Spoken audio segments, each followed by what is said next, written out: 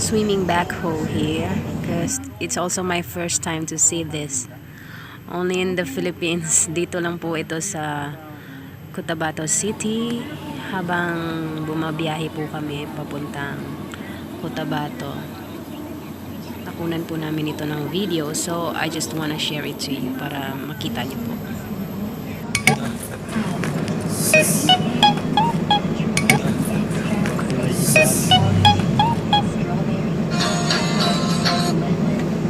Yeah, makuha ay swimming man.